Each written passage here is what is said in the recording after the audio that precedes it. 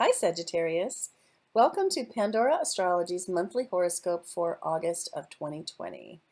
Mars is slowing down, getting ready to go retrograde, and Julia's going to tell you about that in a minute. Also, we've got stuff about the moons this month and Mercury and Venus.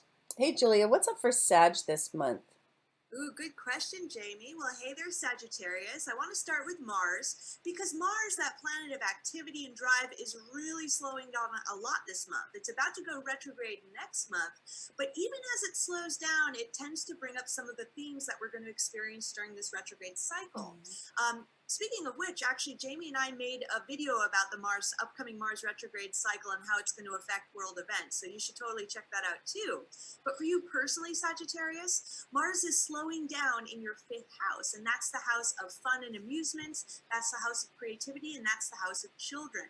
And when Mars slows down in the sky, it tends to really bring on a lot of frustrations with how we expend our energy. So in the fifth house, it could mean that you're frustrated because you want to spend more time having fun, playing games, doing amusing activities than getting down to work.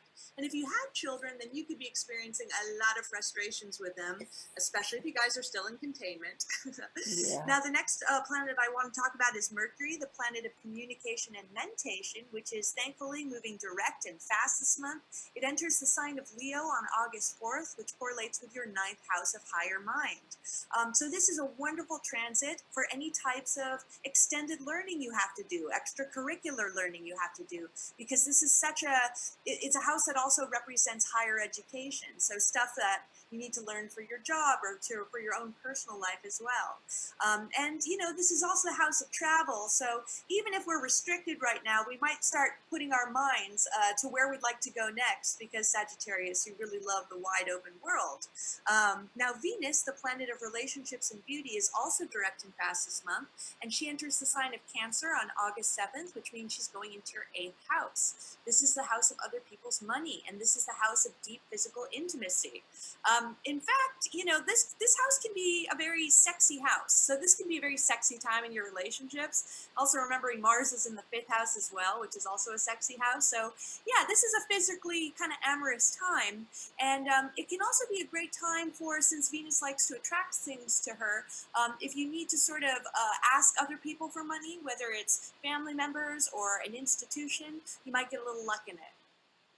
Yeah, that's true. It could be a good time for debts and loans.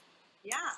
So let's take a look at the moons this month. There is a full moon in Aquarius involving a very big feel of stubbornness, and it's across your mind and higher mind axis. That moon falls in the third house. So this is August 3rd, and it opposes the sun in Leo, squares Uranus in Taurus.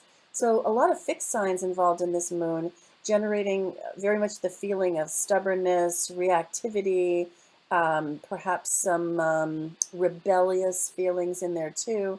And that moon falls in your third house. So this could be a great moon for thinking, but it could also be a time of, like, I want to say, emotionally rebellious communication. So watch your words. Your words may have a lot of feeling in them.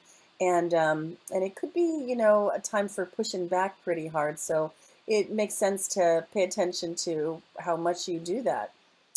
Then later in the month, on the 18th, we have a new moon happening in the ninth house right here in Leo, and Mercury is there too. And this moon has a much nicer feel because it involves a grand trine in fire.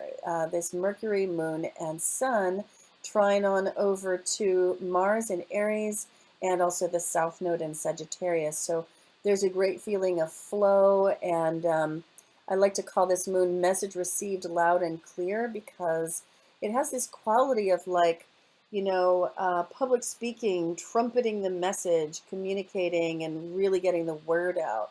So if there is any message that you want to project out into the world, this moon is a good time to do that, or to plant seeds towards doing that. Now, this is, as Julia mentioned before, a house of growth, expansion, the higher mind, travel. And so a lot of this month's focus is on your philosophy of life, your worldview.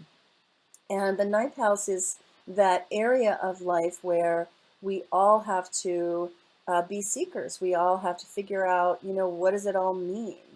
And so there's a lot of activity there, and there may be some feelings about beliefs, some arguments with other people about beliefs, probably mostly their beliefs, although your beliefs will probably come up in there too, under both of those moons this week. So I think that's what we've got for you today. If you wanted to get a reading, because of the themes of exploration and expansion and higher mind and growth this month, probably a natal and transit reading would be the right one for you. And Julia and I are available to do that. You can find us on pandoraastrology.com/services. And you can always find our horoscopes on the horoscopes page on our site, pandoraastrology.com, or right here on our YouTube channel. And until next month, we'll see you around the cosmos. Bye. Bye-bye.